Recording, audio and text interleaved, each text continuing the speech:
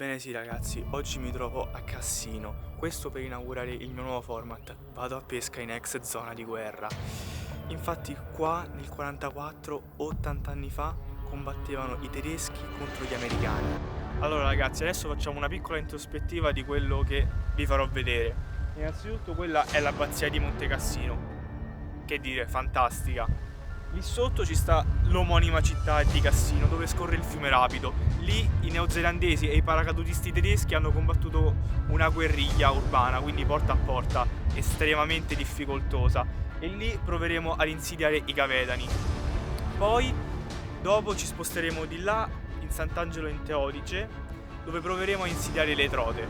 E lì, sul ponte Amazon, ha provato ad attraversare la 36esima divisione americana, Texas. Ragazzi, quella clip di prima dell'introspettiva l'abbiamo fatta qua a 593, no? La collina più insanguinata d'Italia, ok? Cioè nel senso qua ci passano centinaia di persone, migliaia di persone l'anno, ok? Cioè nel senso quindi la gente gira, cerca con gli occhi e Alessio, mannaggia a lui, col suo occhio di falco, guardate cosa ha trovato. Per chi non lo sa, questa era la pallina in ceramica per innescare la bomba a mano tedesca, quella la schiacciapatate con il manico in legno.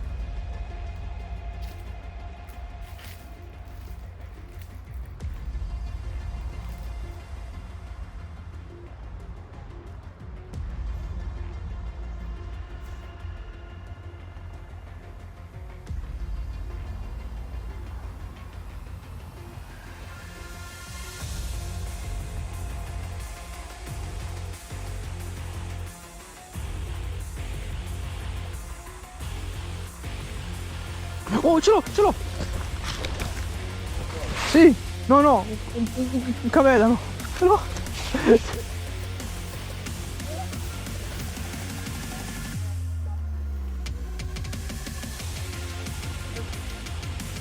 signori, realmente una faticaccia, però ho trovato la chiave per prendere questi pesci. Street fishing allo stato puro, come potete vedere, in un ambiente bellissimo al centro di Cassino. Qua raga, veramente non potete capire, vedere questo posto con le foto confrontate di 80 anni fa durante la battaglia, in cui quello che c'era era solo la desolazione e morte. E adesso ci sta un pochettino di vita, veramente bellissimo, ve lo rilascio subito. È ripartito, sta in mezzo alle foglie, bellissimo. E che dire, finalmente ci sono riuscito, ho pescato in un'ex zona di guerra e di questo ne sono veramente felice, bellissimo, non vedevo l'ora. Signori, allora pausa pranzo e questa volta cosa mi sono inventato? Ho ricreato il pasto che si mangiavano i soldati, però di varie nazioni, così per cambiare. Allora, molti non lo sanno, ma i soldati in dotazione nella razione avevano delle caramelle. Poi mi sono portato delle bacchette giusto per mettere pure la parte del teatro del Pacifico per mangiare. I crackers come pane, oppure c'erano anche dei biscotti. Del pesce, che ho preso delle sardine, visto che qua vicino ci sta pure Anzio con lo sbarco, siamo comunque in tema. Della carne in scatola e del cioccolato. Tutto questo serviva ai soldati per avere molte energie, un pasto molto calorico, così da ottimizzare i tempi. E visto che comunque siamo sempre in tema guerra, mi sono portato una gavetta. Non è militare, cioè sì, è militare, però non della seconda guerra mondiale, perché mi vorrei vedere a portare e a sporcare un oggetto così importante. E mangerò qua.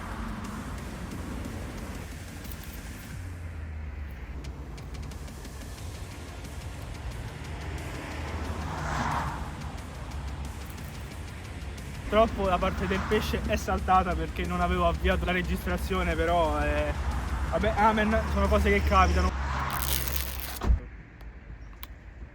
Mortaccio ma è fondente, impegnativo come gusto, non pensavo.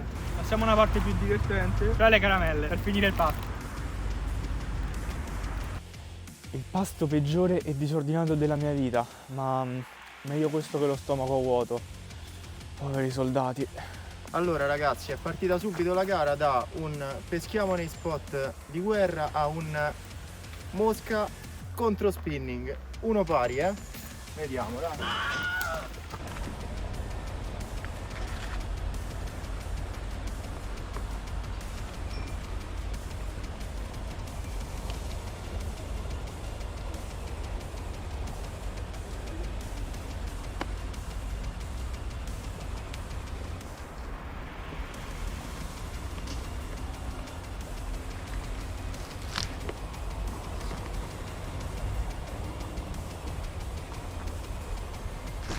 Ce l'ho, Lucio!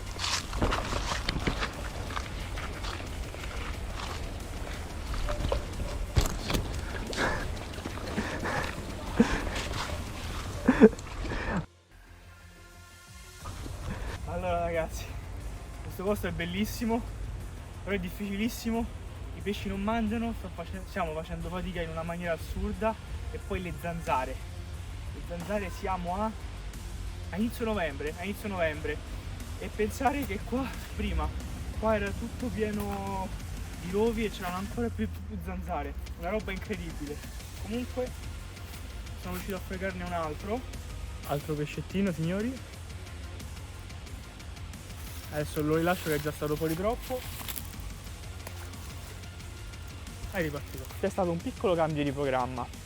Lo spot dove volevo pescare le trote, ovvero il gari, il fiume delle 4 battaglie, è inagibile per una serie di motivi, i quali sono: ci sono solamente 2 spot agibili, perché tutto il resto delle sponde è selvaggio, quindi non ti ci puoi neanche avvicinare con la canna. Un altro motivo sono i padellari che, da quanto mi hanno detto, hanno fatto scorta di trote.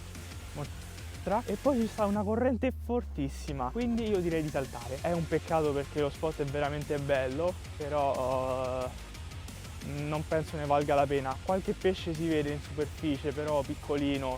Poi mi sembrano piccoli cavedani, perché sono tipo argentei, quindi avendoli presi pure prima non ne vale la pena di rimanere qua. Parlando con un ex padellaro mi ha fatto vedere le foto delle trote in quelle zone che purtroppo ha padellato, però si è redento a quanto pare.